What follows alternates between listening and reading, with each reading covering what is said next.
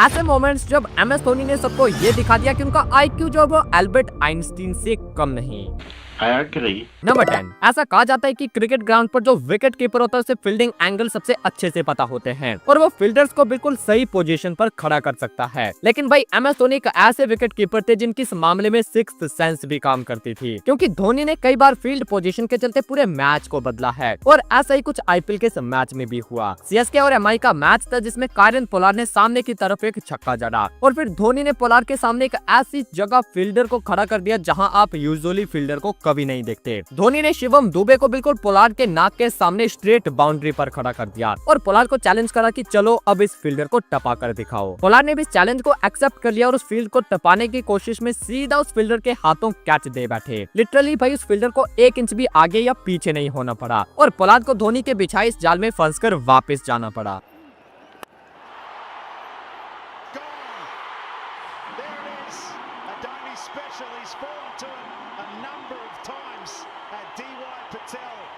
I don't care if the fielder's there, I'm going to clear him. You keep a fielder there, I'll hit him right over his head.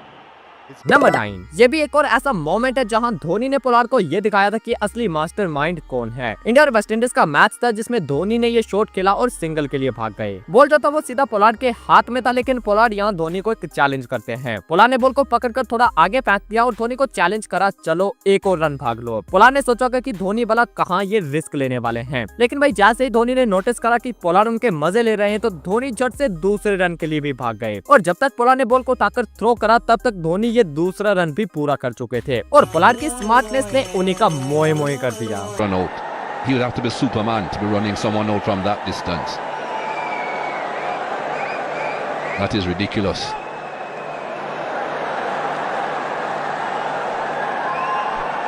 The throw didn't suggest that he was looking for a run out, was it? It was lobbed up in the air. भाई एक बात तो आप भी मानोगे कि run लेते हुए MS धोनी की स्पीड को कोई भी मैच नहीं कर सकता था, क्योंकि जहाँ सिंगल होता था वहाँ धोनी डबल भाग लेते थे और जहाँ डबल होता था वहाँ कभी कभी ट्रिपल और कभी कभी जहाँ रन होता भी नहीं था वहाँ भी ये कहीं न कहीं से रन निकाल लेते थे। और ऐसा ही एक मोमेंट ये भी है। इंडिया और इंग्लैंड का मैच था और धोनी ने ऐसी जगह दुक्का भाग लिया जहाँ एक रन भी लेना मुश्किल था। जिमी एंडरसन की बॉल धोनी के पैर से टकराकर सीधा विकेट कीपर के हाथ में चली गई और विकेट कीपर ने बॉल को पकड़कर सीधा स्टंप्स पर थ्रो कर दिया। अभी तक तो धोनी ने रन लेने का सोचा नहीं था, लेकिन जैसे ही कीपर ने डायरेक्ट हिट मारी तो धोनी को सिंगल लेने का मौका मिल गया और उन्होंने सिंगल भाग लिया। अब बॉल जो था वो विकेट के पास ही रुका था, लेकिन विकेट कीपर अभी तक वहीं लेटा था और बॉलर जिमी एंडरसन वापस अपने रन अप की तरफ बढ़ने लगे थे और ये देखकर धोनी ने यहीं से दूसरा रन भी भाग लिया, क्योंकि जो बेल्स थी वो पहले से गिर चुकी थी और अब उन्हें रन आउट करने के लिए कीपर को स्टंप्स निकालने पड़ते और बस धोनी ने ये सारी कैलकुलेशंस करके झट से दूसरा रन भी पूरा कर लिया और जहाँ एक रन भी नहीं था वहाँ 2 रन आ गए।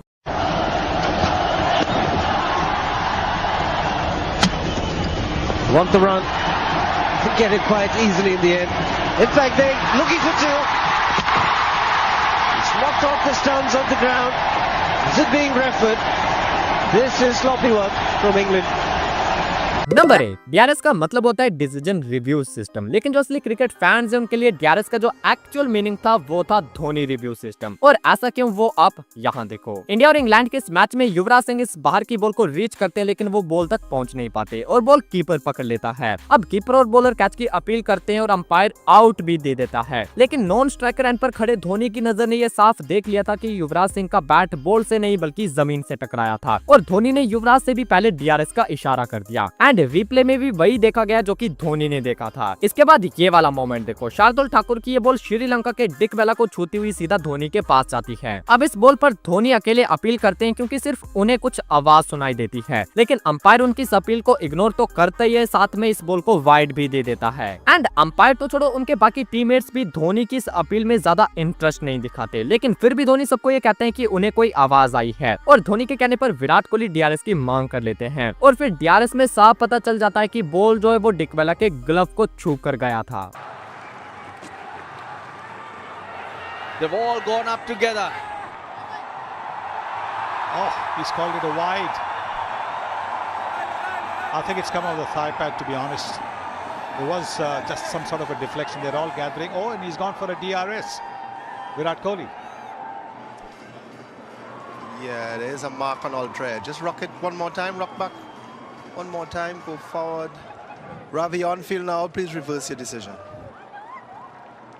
Oh yes, Thakur strikes. अब ऐसा ही एक और मोमेंट है जहां धोनी अकेले अपील करते हैं और बाकी कोई भी उनका साथ नहीं देता है। ये मोमेंट है 2011 के वर्ल्ड कप का। युवराज सिंह की इस बॉल को आयरलैंड का ये बैटर आगे आकर डिफेंस करता है और बॉल उसके बैट और पैड के बीच में जाकर कहीं लगता है। MS धोनी तो इस बॉल पर LBW की अपील करते हैं, लेकिन बॉलर ज्यादा इंटरेस्ट नहीं लेते क्योंकि उन्हें लगता है कि शायद बॉल बैटर के बैट से लगा है। लेकिन धोनी खुद पर यकीन करते हुए इसे भी DRS कर लेते हैं एंड एक बार फिर से डिसीजन जो है वो धोनी के फेवर में जाता है। नंबर 7, आपने देखा होगा कि MS धोनी जो थे वो मैच के हर एक सेकंड में इन्वॉल्व रहते थे, चाहे विकेट के पीछे कीपिंग करते हुए हो या फिर बैटिंग करते हुए। मैच की सारी कैलकुलेशंस हमेशा धोनी के दिमाग में पहले से हो जाती थी और उन्हें कैप्टन कूल भी इसलिए कहा जाता था क्योंकि वो हाई प्रेशर सिचुएशंस में भी काफी कूल रहकर डिसीजन लेते थे। और उनकी इस कैलकुलेशन का छोटा सा एग्जांपल आप इस वीडियो में देखो। इंडिया और ऑस्ट्रेलिया का मैच था और इस मैच को जीतने के लिए इंडिया को लास्ट 5 गेंदों में 6 रन चाहिए थे। इंडिया के 3 खिलाड़ी आउट हो चुके थे और स्ट्राइक पर MS धोनी के साथ 98 पर बैटिंग कर रहे मनीष पांडे थे। अब लास्ट ओवर की दूसरी बॉल पर धोनी छक्का मारने के लिए जाते हैं, लेकिन मिस टाइम होने की वजह से वो फील्डर के हाथों कैच दे बैठते हैं। लेकिन आउट होते हुए भी धोनी ने ये दिखाया कि वो मैच के हर एक मोमेंट में कितने ज्यादा इन्वॉल्व रहते हैं, क्योंकि जब बॉल हवा में था तब MS धोनी मनीष पांडे को जल्दी भागने का इशारा करते हैं ताकि वो दोनों आधी पिच को क्रॉस कर लें और अगर धोनी आउट भी हो जाए तो स्ट्राइक पर नया खिलाड़ी नहीं बल्कि सेट हो चुके मनीष पांडे रहे।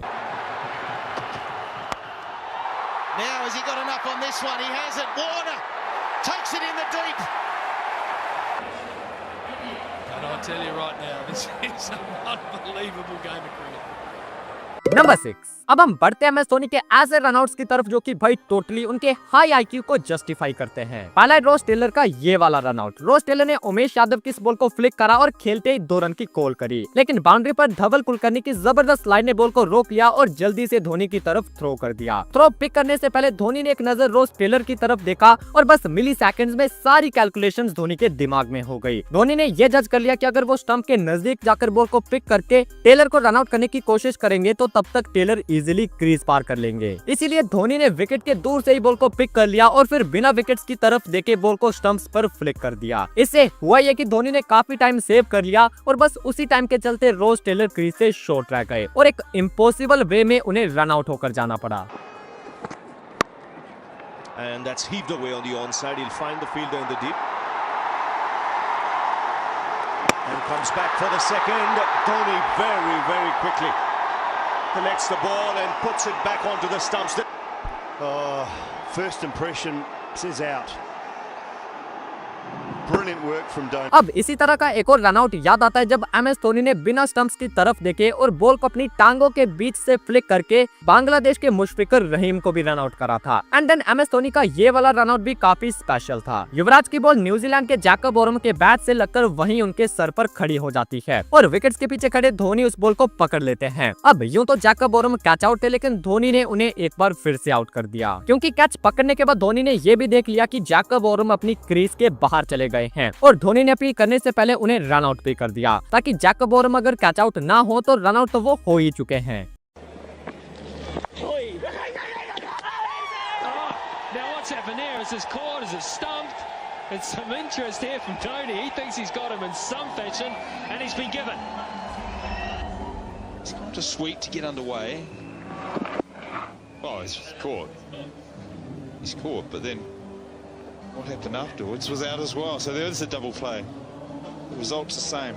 नंबर 5, MS धोनी ने अपने पूरे कैरियर में ऐसे ऐसे डिसीजन लिए हैं जिसे ज्यादातर लोग हैरान हो जाते हैं कि भाई आखिर धोनी ने ऐसा क्यों किया। लेकिन जब उस डिसीजन का रिजल्ट आता है तब सभी यही कहते हैं कि इसके पीछे धोनी का मास्टरमाइंड था। और वैसा एक मास्टरमाइंड मोमेंट 2007 के T20 वर्ल्ड कप फाइनल में भी देखा गया था। जो मैच का आखिरी ओवर था उसमें पाकिस्तान को सिर्फ 13 रन चाहिए थे और इस ओवर को डालने के लिए 2 कैंडिडेट थे। एक थे जोगिंदर शर्मा और दूसरे थे हरभजन सिंह जो कि ज्यादा एक्सपीरियंस थे और हर कोई यही चाहता था कि धोनी इस लास्ट ओवर के लिए बॉल एक्सपीरियंस्ड भज्जी को ही दें। लेकिन धोनी ने सबके ऑपोजिट इस लास्ट ओवर के लिए बॉल जोगिंदर शर्मा को पकड़ा दी and rest is the history. Joginder Sharma की इस तीसरी बॉल पर मिसबॉलक ने स्कूप शॉट खेलने की गलती करी और पाकिस्तान 5 रन रहते ऑल आउट हो गई। नंबर 4, हमने ऐसा कई बार देखा है जब इंडिया मैच हार रही थी और MS धोनी ने आकर मैच को टोटली इंडिया के फेवर में लाकर खड़ा कर दिया हो और वैसा ही एक मैच ये भी था। साउथ अफ्रीका को जीतने के लिए सिर्फ 4 रन चाहिए थे, गेंदें बची थी 50 और अफ्रीका की अभी 2 विकेट्स बाकी शॉकिंग थी। और इस मोमेंट पर मास्टरमाइंड धोनी ने ऐसा चक्रव्यूह रचा कि अफ्रीका इन 4 रनों को भी बना नहीं पाई। धोनी ने पॉइंट और कवर के बीच 3 खिलाड़ियों को खड़ा कर दिया और फिर गेंदबाज को इशारा करा कि स्टंप्स के बाहर बॉलिंग करो। और जैसे ही बॉलर ने इस प्लान को फॉलो करा तो चौका मारने के लालच में मोनी मोरकल उसी फील्ड में खड़े यूसुफ पठान के हाथों कैच दे बैठे।